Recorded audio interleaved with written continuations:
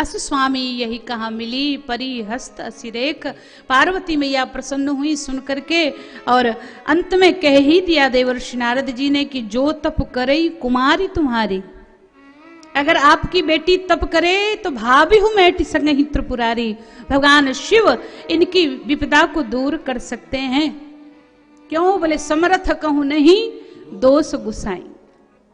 और जैसे सुना अब तो तपस्या के लिए पार्वती मैया वन में गई, माता पिता की आज्ञा लेकर, मन मर्जी से नहीं, और पहुंच गई तपस्या में रहते हैं। और वहां पर भगवान शिव जब ते सती जाई तनु त्यागा। भगवान शिव के मन में और वैराग्य हो गया, पहले से ही वैरागी हैं।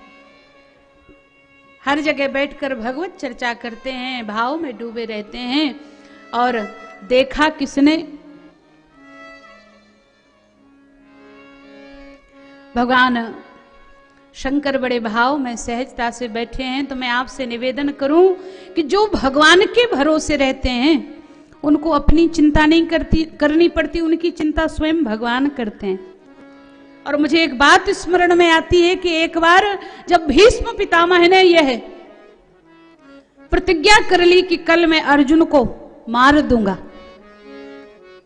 तो सब लोग बड़े घबराए, दुखी हुए। लेकिन भगवान कृष्ण को पता लगा, भगवान कृष्ण भी घबराए कि भीष्म पितामह की प्रतिज्ञा कौन तोड़े। तो सोचा कि जाकर अर्जुन को बता दें तो कुछ उपाय मिल जाए, चर्चा करें। लेकिन अर्जुन के शिविर में जाकर के देखा तो अर्जुन तो आराम से सो रहे थे। और जैसे ही सोते हुए देखा तो भगवान कृष्ण ने जगाया अर्जुन को और कहा कि तुम सो रहे हो अभी तक, हम ऐसी खबर लेकर के आए हैं कि तुम्हारी नींद उड़ जाएगी। कन्हैया की बात सुनकर अर्जुन उठकर बोले, हाँ कन्हैया हमें पता है क्या खबर। अरे तुमने सुना नहीं अभी तक जो खबर हम लाए हैं? बोले यही तो बताने आए हो ना कि कल हमें पितामह मार देंगे। भगवान कृष्ण बोले तुमने ये प्रतिज्ञा सुन ली और उसके बाद भी इतने आराम से सो रहे हो? तो अर्जुन ने एक ही बात कही, बोले कन्हैया जिसके लिए तुम जाग रहे हो अगर वह भी आराम से नहीं सोएगा तो कौन सोएगा। ऐसा विश्वास अगर तुम्हारा अपने भगवान में होगा तो कोई तुम्हारा कुछ नहीं कर सकता। स्वामी राम तीर्थ कहते हैं कि खंजर की क्या मजाल एक जख्म कर सके, तेरा ही है ख्याल की घायल हुआ है तू। भगवान के प्रति विश्वास रखो, आस्था रखो, तुम्हारा कुछ नहीं बिगड़ने वाला। उनकी कृपा निरंतर बरस रही है, निरंतर बरस रही है। तो ऐसे ही भोले बाबा प्रेम से भाव से भजन में रत हैं। और भगवान शिव को देखा किसने? प्रभु श्री राम ने। तुलसीदास जी कहते हैं नेम प्रेम शंकर कर देखा, नेम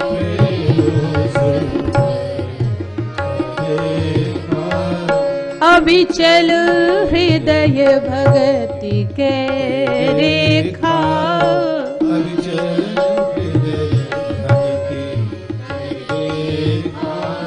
प्रगटे राम कृतज्ञ कृपाला,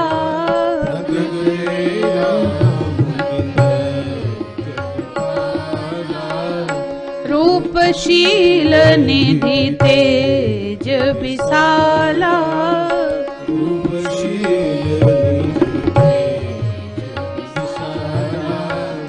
बहु प्रकार शंकर ही सदा,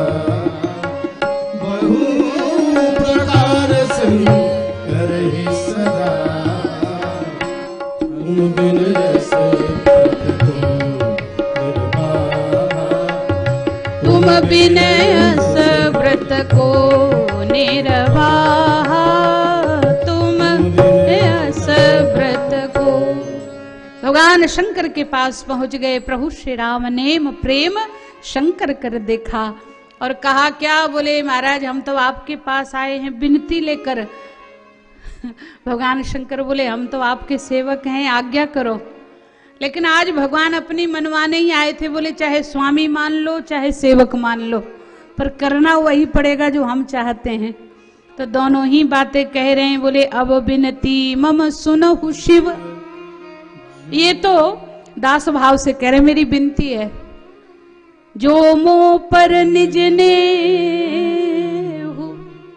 बोले नहीं आप स्वामी हो, तो बोले आज्ञा दे रहे हैं, जाई विवाह शैल जही यह मोहि मांगे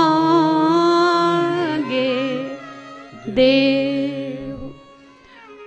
अगर सेवक मान रहे तो विनती है, स्वामी मान रहे तो आज्ञा। बस यही कहने आए हैं, पार्वती जी को अर्धांगिनी के रूप में स्वीकार कर लो। और जैसे ही सुना भोले बाबा ने, तो बोले आज्ञा सिर पर नाथ तुम्हारी, आपकी आज्ञा में शिरोधार्य करता हूं। तो भगवान शिव कहते हैं आज्ञा सिर पर रख ली, पर राम जी बोले हमारी आज्ञा सिर पर मत रखना। क्यों? बोले आपके सिर पर केवल आज्ञा नहीं, गंगा जी भी रहती, और गंगा जी के साथ साथ कहीं आज्ञा भी बह गई तो आपको तो पता ही नहीं रहेगा कि हमने कहा क्या है। ऐसे भोले भंडारी हो आप, तो क्या करो? बोले हमने जो कहा है, बोले यहाँ सिर पर नहीं, उर में रखो, हृदय में। और सही बात है कि दिमाग में आई हुई बात कभी कभी दिमाग से उतर भी जाती है, पर जो बात दिल तक पहुंच जाती है वो भुलाए से भी नहीं भूलती। भगवान शिव ने मन में रख लिया और अब सप्तऋषियों को बुलाया कि पार्वती जी की प्रेम परीक्षा लेकर आओ। सप्तऋषियों ने कहा कि प्रभु आप स्वीकार क्यों नहीं करते हो? स्वयं आपके भगवान ने कह दिया कि इनको पत्नी के रूप में स्वीकार करो, और आप कह रहे परीक्षा? तो ये परीक्षा की आवश्यकता क्यों? भगवान शंकर कहते हैं इसलिए आवश्यकता है। क्यों? बोले हमें पता है यही पार्वती पिछले जन्म में सती थी, तो आप परीक्षा क्यों ले रहे हो?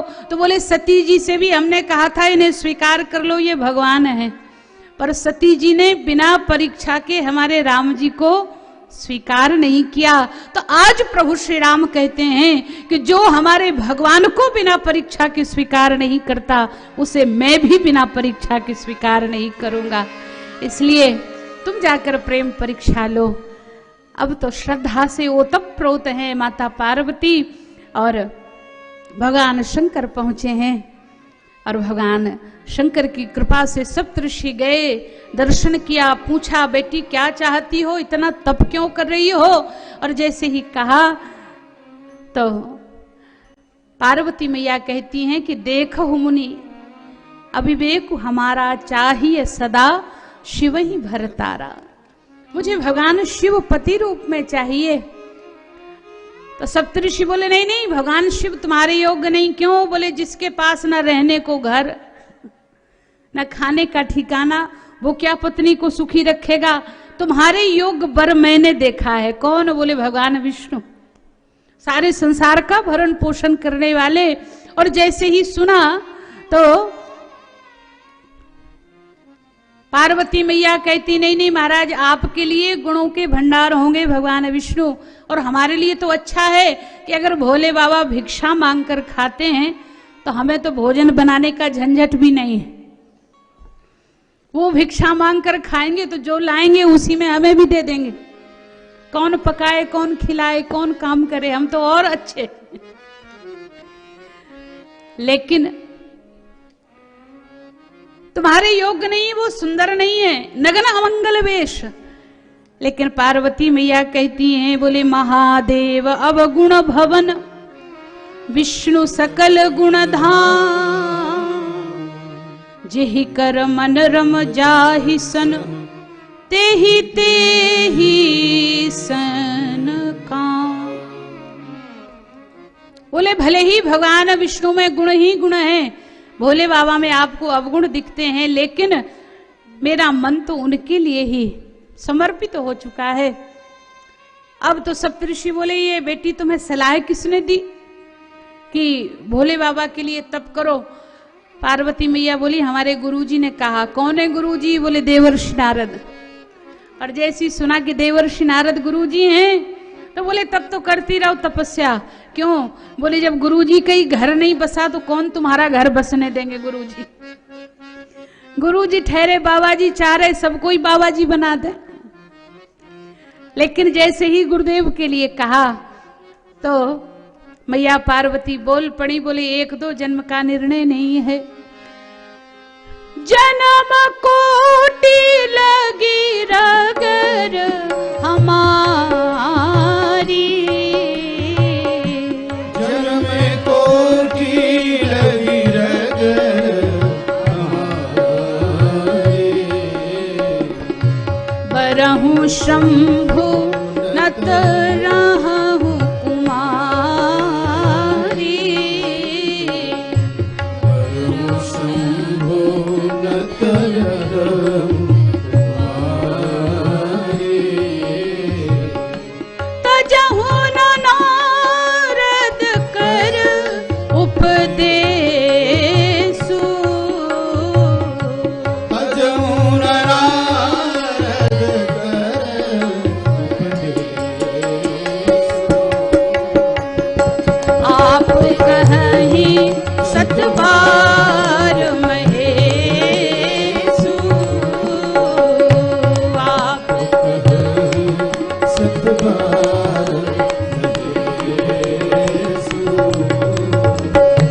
आप कहीं सतबार महेशु, आप कहीं सतबार। बोले देवर्षि नारद जी का उपदेश नहीं त्याग सकती, गुरुदेव के वचनों में पूर्ण विश्वास है। तो अब परीक्षा भी हो गई कि पिछली बार गुरुजी को माना, गुरुजी की नहीं माने, पर अब गुरुदेव के वचनों में भी विश्वास है। सप्त ऋषियों ने कहा कि देवी हम तो आपको प्रणाम करते हैं, साक्षात जगत जननी हैं आप, और बहुत विलंब हो गया, पिताश्री आए तो आप तो घर पधारो, अवश्य भोले बाबा आपको प्राप्त होंगे। सप्तऋषि परीक्षा लेकर गए, भोले बाबा को सुनाया।